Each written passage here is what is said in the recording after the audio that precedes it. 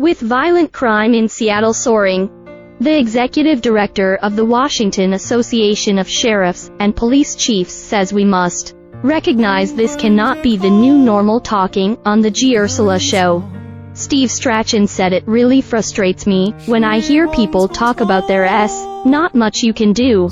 Washington is seeing the highest murder rate in the past 40 years. Other significant trends the report disclosed were motor vehicle theft rising by 34%.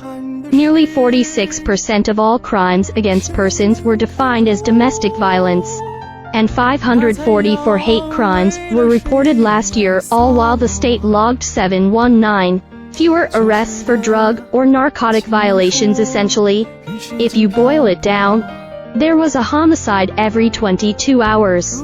Host Ursula Rayutin said, and at the same time, Washington ranks 51st dead last in the nation for the number of police officers per capita. There is a new national study by the Nonpartisan Council on Criminal Justice. They noticed that homicides and violent crime were trending slightly downward nationally. That's clearly not what we're seeing in our state.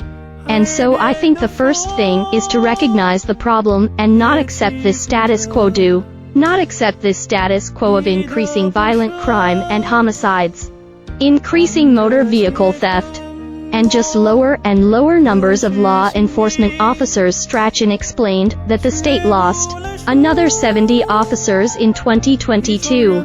Washington is down to 10,600 police officers for a state with 7.8 million people. Another way to put that is the state grew by about 93,000 people last year, 2022. That's the population of the city of Kirkland, so we added a population the size of Kirkland, and we lost 70 officers in a state where we have been 51st in the nation and staffing for 13 straight years. Strachan said the state's current situation is bad and getting worse. He said that he believes policymakers on both sides of the aisle want to help decrease the crime problem. "I think we're in a place now where we can start to really get constructive and start to move forward on these things. But it's going to start with recognizing that staffing is an issue for law enforcement." Strachan said, "We need to get to the point where officers will respond to 911 calls.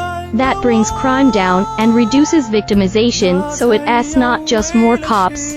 We certainly have to pay attention to that, but also figuring out how to hold people accountable and create meaningful consequences to change the environment out there."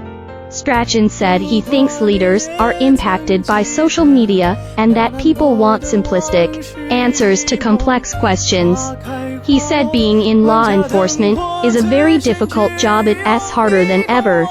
Scrutiny and accountability are sometimes slid into a sort of demonizing, and again, I think everyone sees this and recognizes the importance of law enforcement.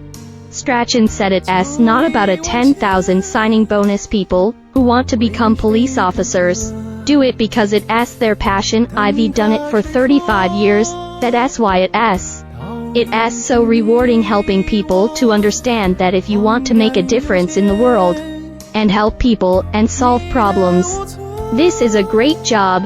Strachan believes the environment is not supportive of law enforcement. It's about meaningful work where they feel supported by their community.